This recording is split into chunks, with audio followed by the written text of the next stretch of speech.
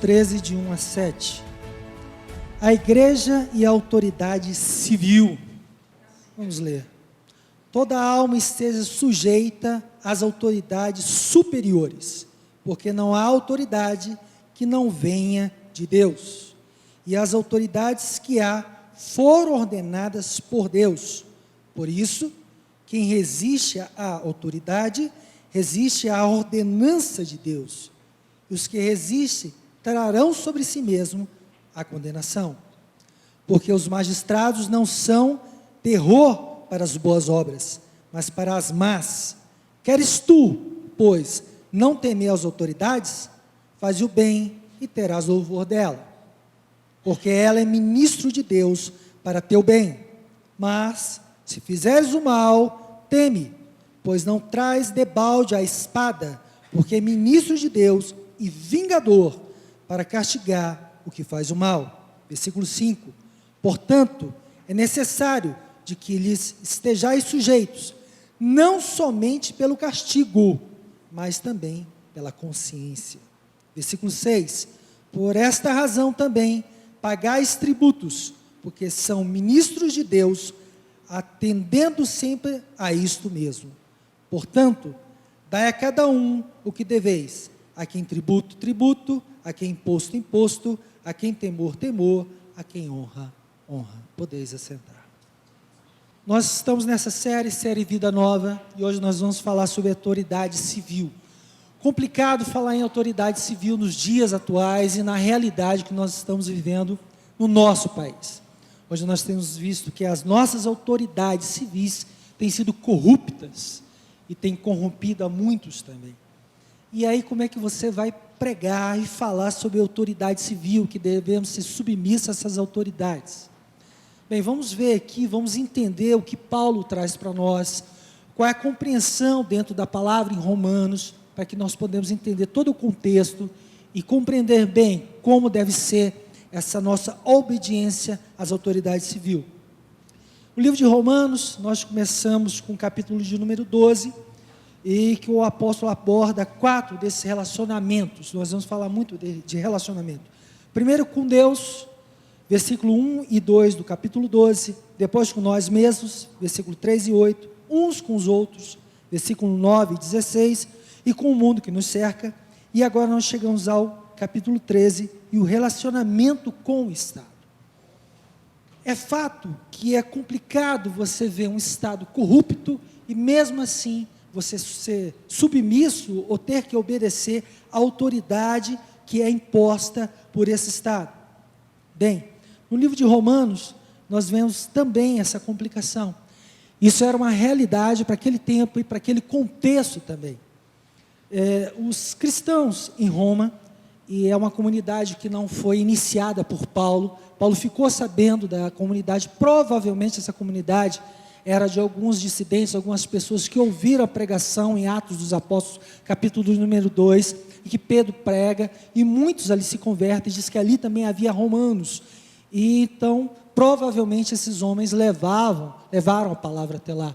E Paulo fica sabendo da igreja, começa a entender da igreja, e ele tem um objetivo, um interesse de ir até Roma, de ir visitar Roma, conhecer Roma, porque ele tinha um objetivo maior. Ele queria seguir até a Espanha e continuar evangelizando o mundo.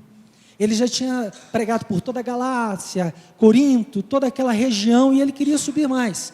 E ele queria chegar até Roma e usar Roma como um preposto, como um local que ele pudesse dali ir aos outros locais, né? Visitar a Espanha, como é o caso aqui. Mas para você chegar e ser um missionário, tomar Roma como base missionária, é preciso que você se apresente como missionário. Nenhuma igreja vai levar um missionário ao campo sem antes conhecê-lo. Nós temos aqui o nosso pastor Walter, que está no Piauí, e antes dele ir para lá, o pastor Michel conheceu bem, estudaram junto, sabe quem é. Você não investe em qualquer pessoa, a qualquer momento, sem conhecê-lo. E Paulo queria ser conhecido, então ele faz a carta aos romanos, ele redige a carta aos romanos, para se apresentar, para dizer quem é ele, e o que ele prega, a sua teologia, aquilo que ele acredita. Então, é uma declaração ordenada dos principais fundamentos do evangelho que Paulo pregava. Então ele começa a falar e a conversar, e nos capítulos primeiros, de 1 a 11, ele tece toda a sua teologia, e depois aqui do capítulo 12 em diante, ele começa a falar de questões práticas, do conviver. E o que acontece? Então Paulo tem que ir a Roma, começa a escrever essa carta, falando que ele era. Mas por que ele faz isso? Primeiro, como eu já havia falado, para se apresentar quem era Paulo, o que ele pregava, o que ele acreditava, quais eram os princípios do evangelho que ele trazia até aquelas pessoas. E depois também por causa dos judaizantes, aqueles que eram judeus, estavam como junto dos cristãos, mas ainda achavam, olha, vocês têm que fazer circuncisão, vocês têm que obedecer os dias santos, vocês têm que fazer isso e aquilo outro.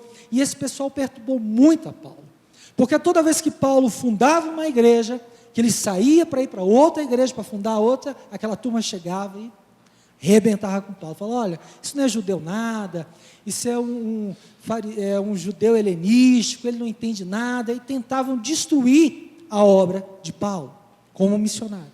Então Paulo sabia de tudo aquilo que ele ia enfrentar em Roma, então ele escreve essa carta falando de toda a sua teologia, de tudo aquilo que ele acreditava, e também explicando sobre a questão de circuncisão, não circuncisão, e ele explicando que a principal circuncisão é no coração, na alma, no espírito da pessoa, não na carne. A carne não significa nada, mas sim uma verdadeira circuncisão é dentro da pessoa.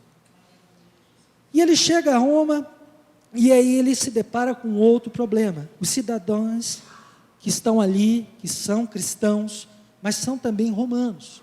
E dentro da visão pagã, o Estado e a religião são a mesma coisa, são juntos, ligados. Não é como no Brasil, que é dividido, né? Estado e religião é dividido. Para eles não, era tudo uma coisa só.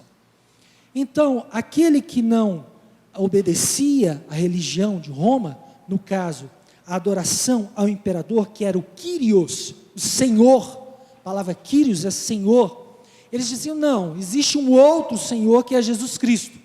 Então os pagãos olhavam aqui e falavam, não, esses são maus cidadãos, porque eles atrapalham a ordem social, eles criam um distúrbio dentro do Estado, são péssimos cidadãos. E se acontecia alguma coisa, se o Estado não ia bem, se havia alguma desordem, algum problema, quem eram os culpados? Os maus cidadãos, os cristãos. Nero era um déspota, era um imperador daquela época, e ele dominava com mão de ferro, e ele perseguia os cristãos.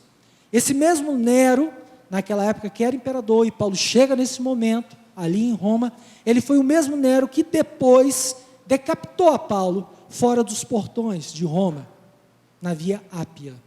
Via Ápia era uma das estradas que havia. Só a título de curiosidade, fugindo um pouquinho só do tema, tem aquela história, todos os caminhos levam a Roma. E eu tive a curiosidade de procurar, falei, mas como é que é isso, que todos os caminhos levam a Roma? Porque Roma criava criava estradas, indo a cada uma daquelas regiões que ele dominava. Então as estradas iam até aquele local, e daquele local para Roma. Então todas as estradas vinham a Roma. Era o império, era o centro de tudo, dominava tudo. Era interessante para Paulo estar naquele lugar.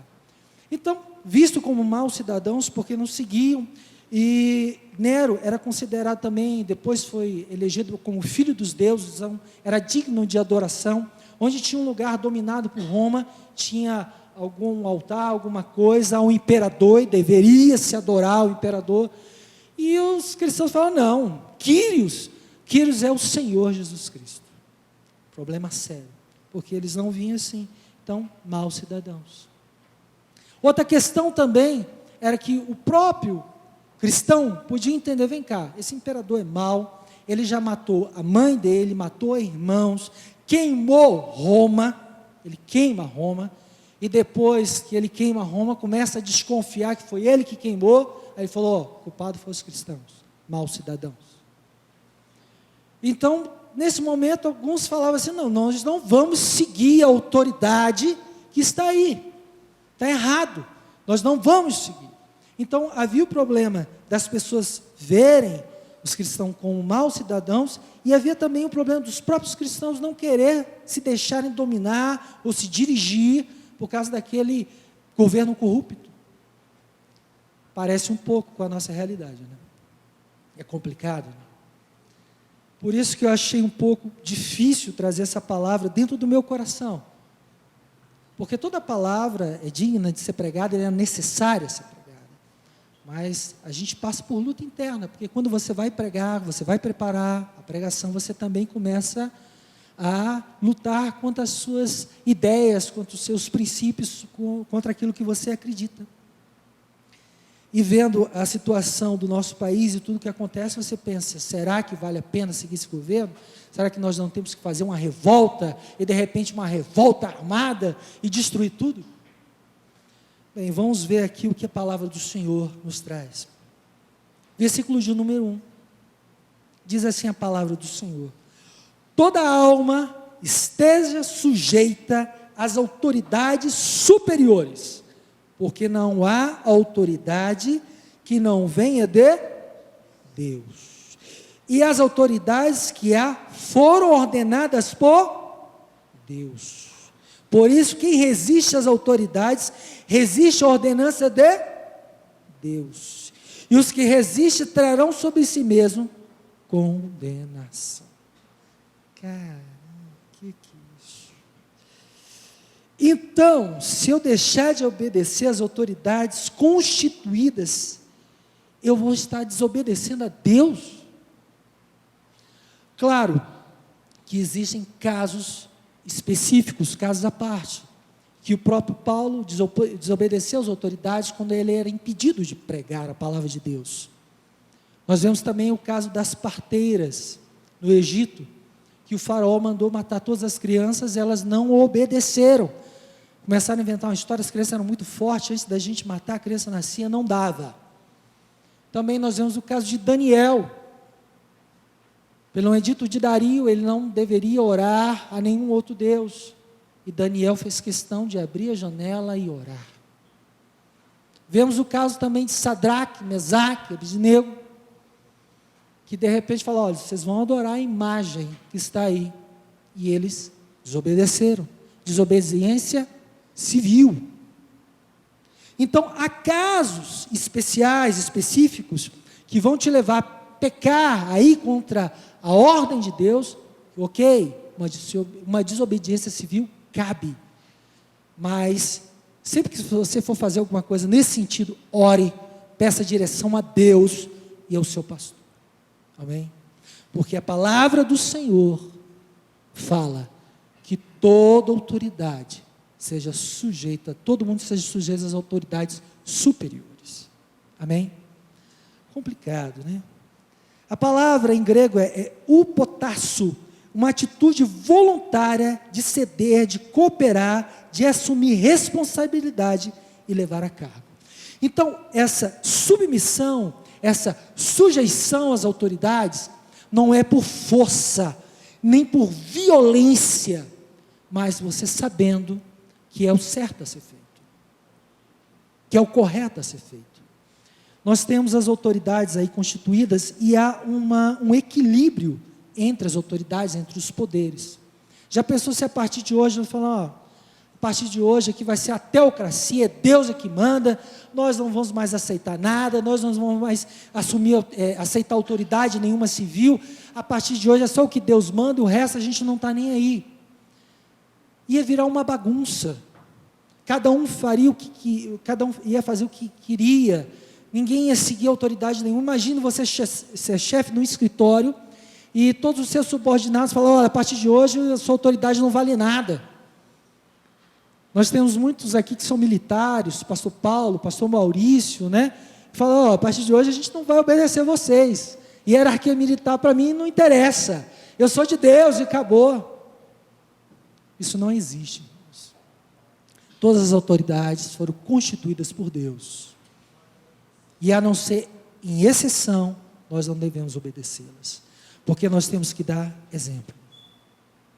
Eu ouvi o pastor Maurício falando aqui, falando das crianças, falando, pais, eduque as crianças, dê exemplo, Realmente você educa muito mais com exemplo do que com palavras.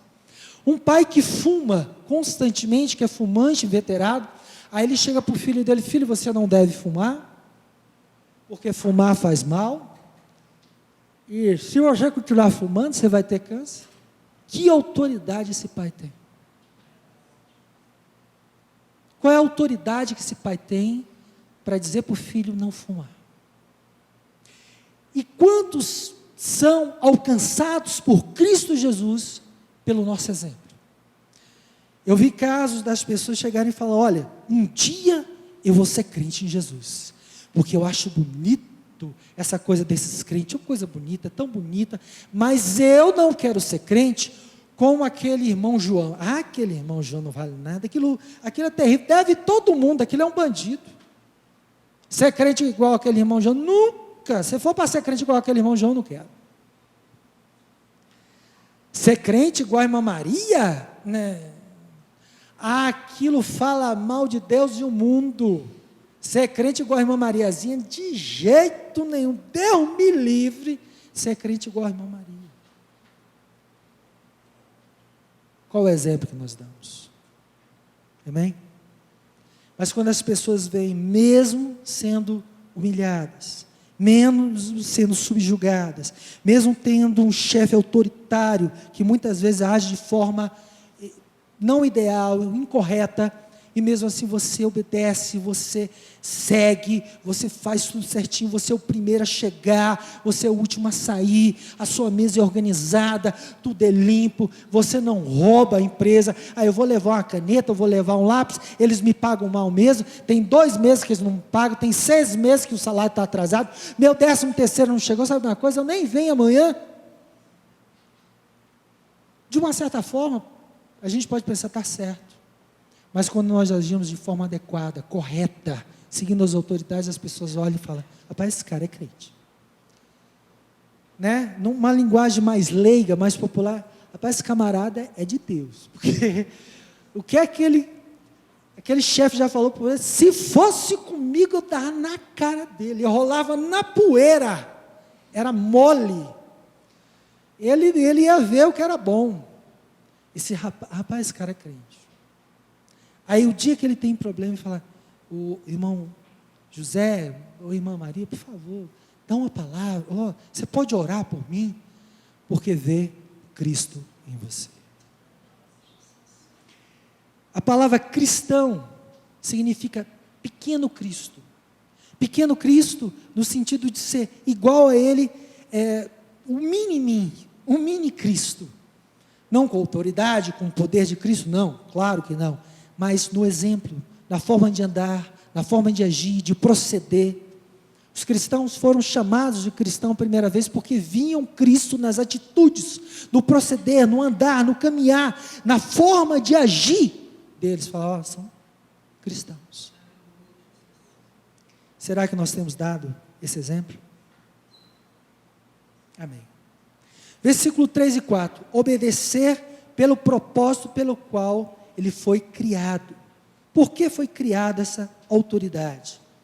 Porque os magistrados não são terror para as boas obras, mas para as más. Queres tu, pois, não temer as autoridades? Faze o bem e terás louvor dela, porque ela é ministro de Deus para teu bem. Mas se fizer o mal, teme, pois, não traz debalde a espada, porque é ministro de Deus, é vingador para castigar o que faz o mal. Autoridades policiais. Se você faz o que é correto, eu não estou falando de exceções, estou falando daquilo que é o comum. Se você faz o que é correto, as autoridades policiais, tanto civil, federal, PM, todas as autoridades policiais, estão aí para resguardar a sua vida, para trabalhar pela sociedade e por você, resguardar seus bens materiais, resguardar sua família, para guardar a sua vida, para ser uma bênção para você.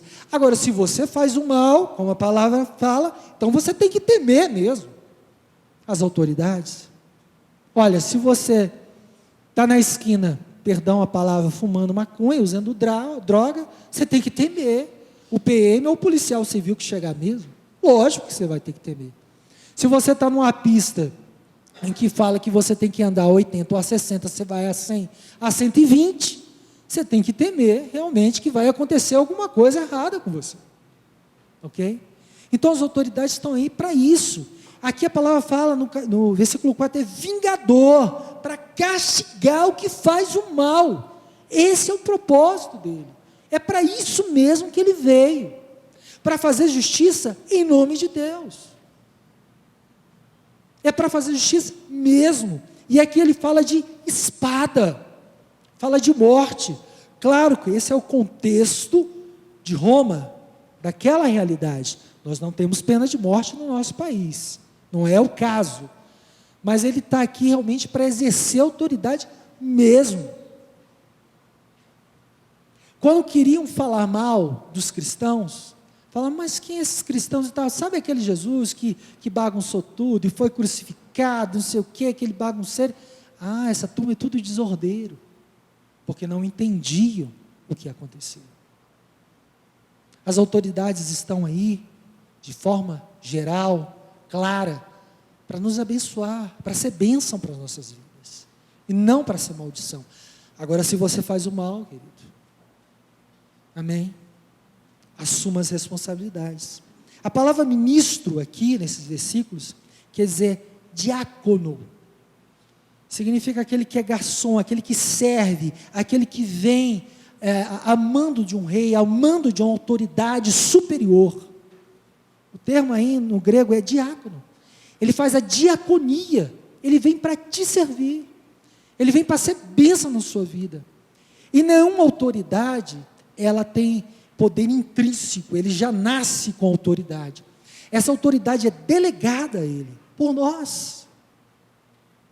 São autoridades delegadas, então ninguém é superior a ninguém, mas há de ter respeito pela autoridade constituída.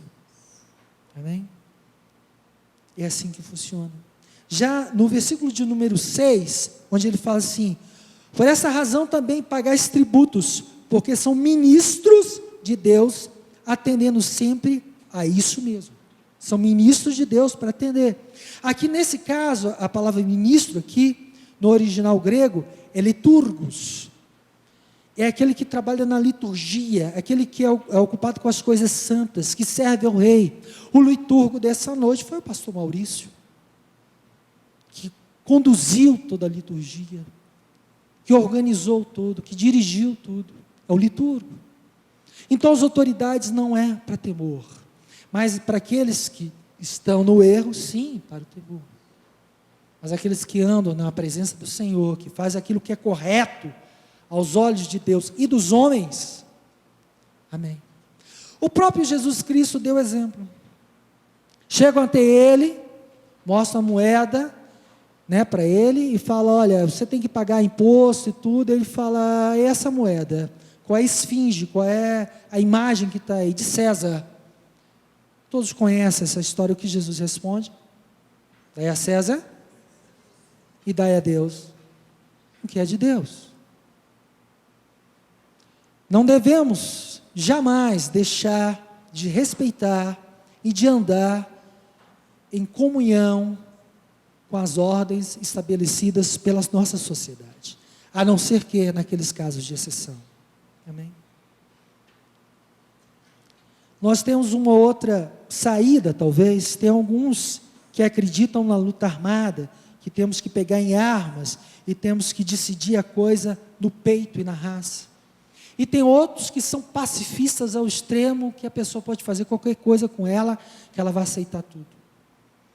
A nossa visão reformada e calvinista instrui os crentes nos seus deveres de fazer o papel de cidadão, mas que devemos sim, segundo isso, protestar pelos meios legais e legítimos, ir à justiça, processar quando for o caso de processar, ir às praças públicas, protestar, dizer que está errado e votar direito.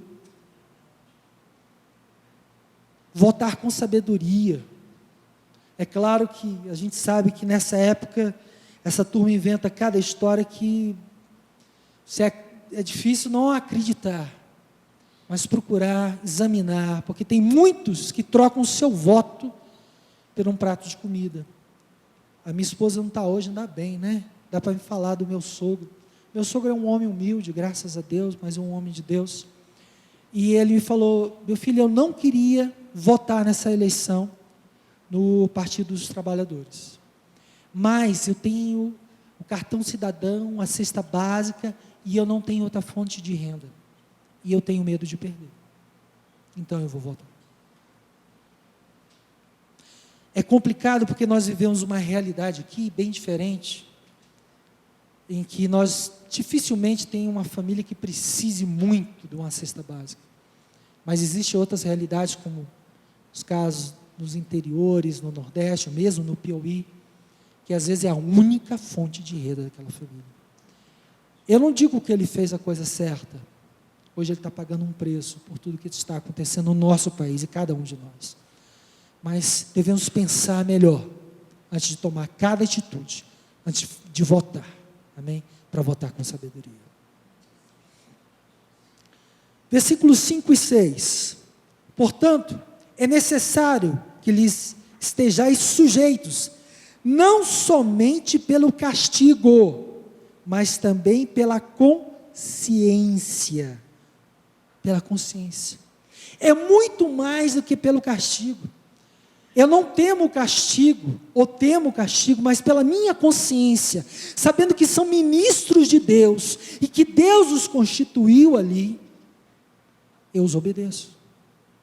Pela minha consciência cristã, muito mais do que pelo castigo que eu possa vir a receber, mas pela minha consciência, porque toda autoridade foi constituída por Deus, não é assim que a palavra fala? Paulo estava querendo trazer a consciência ao entendimento daqueles irmãos, que nós somos exemplo, nós somos sal da terra e luz do mundo, e onde nós estivermos, nós temos que fazer a diferença. Amém? Onde chegarmos, temos que fazer a diferença. E nós não devemos dever nada, absolutamente nada, a ninguém.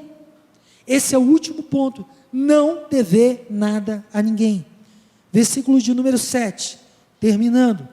Portanto, dai a cada um o que deveis. A quem tributo, tributo. A quem imposto, imposto, a quem temor, temor, a quem honra, honra. Versículo 8, ninguém devais coisa alguma, a não ser o amor, que com vós ameis, uns aos outros, porque quem ama aos outros, cumpre a lei, com efeito, não adulterarás, não matarás, não furtarás, não darás falso testemunho, não cobiçarás, e se algum outro mandamento, tudo nessa palavra se resume: amarás ao teu próximo como a ti mesmo. O amor não faz o mal ao próximo, de sorte que o cumprimento da lei é o amor. O que ele quer dizer? Que não deva nada a ninguém, pague as suas dívidas, seja um homem honesto, um homem honrado, uma mulher honrada, que fale assim: olha, esse homem, essa mulher é de Deus, eu nunca vi dever nada. Ele deve, se ele não puder pagar na hora, ele fala: olha, meu irmão, estou com um problema, eu não estou podendo te pagar agora, mas eu quero te pagar. A minha dívida com você é de R$1.000, e eu perdi emprego, eu perdi tudo, mas eu te pago de R$1 em R$1, mas eu te pago. Eu te pago, porque eu sou de Deus. Quando a pessoa quer pagar, ele paga nem que seja de R$1 em R$1. É ruim para quem recebe, mas a pessoa vê: realmente esse cara quer me pagar. Não deveis nada a ninguém. E ele fala: não, seu amor. O que ele quer dizer com isso? Que nós sempre vamos dever amor. Sempre vamos estar nessa dívida de amor, um para com os outros. Sempre, sempre, sempre. Deveremos amor um para com os outros. Quero extrair algumas lições para o nosso dia a dia. Uma delas, eu acredito pelo Espírito do Senhor, porque eu sou continuista, o pastor Maurício já iniciou. As crianças, se elas não aprendem dentro de casa, a obedecer à autoridade constituída dos pais, você acha mesmo, quando ela for adulta, que ela vai obedecer a qualquer outra autoridade? Você acha que ele vai obedecer PM, civil, federal, ou seja lá qualquer autoridade? Claro, ele vai sofrer muito, vai sofrer demais. Eu lembro que minha mãe era do tempo da vara, da palmada, que hoje não se faz mais. Não sei se é errado, se é certo, eu não vou entrar no mérito, mas eu fui educado assim, graças a Deus, louvo a Deus por isso. E minha mãe falava: olha, eu estou batendo em vocês estão apanhando aqui, mas é com amor, eu bato com vocês porque eu amo vocês. Lá fora, a polícia vai bater com vocês com borracha, com pau, e eles não têm pena de vocês. Lá fora eles não têm pena, vão quebrar vocês. Eu bato aqui porque eu te amo e eu te corrijo. Certo, errado, não vou entrar no mérito. Esse é o primeiro ponto. Pais, acordem para isso. Eduquem os seus filhos. Ensine a eles a questão da autoridade, de obedecer, de serem submissos, mas em amor, entendendo que é o seu pai, a sua mãe, e que se ele está te corrigindo, é porque ele te ama, ele quer o melhor para você. Segundo ponto, a nossa insubmissão e a nossa rebeldia em respeitar e obedecer às ordens de Deus é que nos leva à perdição e ao inferno. Nós somos insubmissos muitas vezes, não aceitamos a autoridade e a lei de Deus, e por isso que nós nos perdemos. Você quer ser salvo? Você quer ir para o céu? Obedeça a lei e a autoridade, seja submisso, entenda o plano de Deus, de salvação em Jesus Cristo, e fala: Senhor, eu aceito, eu sou submisso, eu aceito a tua autoridade, eu respeito, eu te adoro, tu és meu Senhor.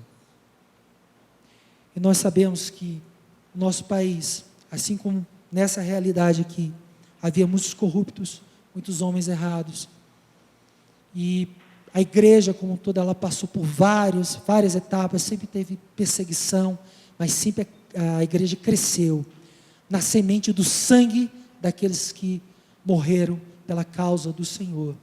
E se nós vencemos Roma, se nós vencemos todos os governos déspotas, autoritários, nós estamos até hoje aqui, não é um governo que hoje está no nosso país que vai nos destruir. A autoridade maior está na mão do nosso Deus. Todo o poder, toda a glória, toda a autoridade, tudo está na mão do nosso Senhor. Confia, irmão. Tudo que está acontecendo, por bem ou por mal, há uma ação de Deus.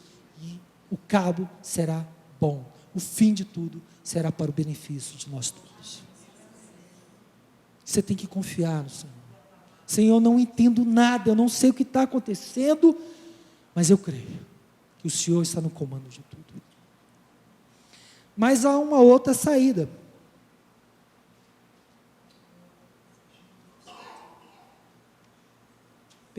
Podemos optar pela anarquia. Juízes 21, 25 fala assim: naqueles dias não havia rei em Israel, porém cada um fazia o que parecia reto aos seus olhos.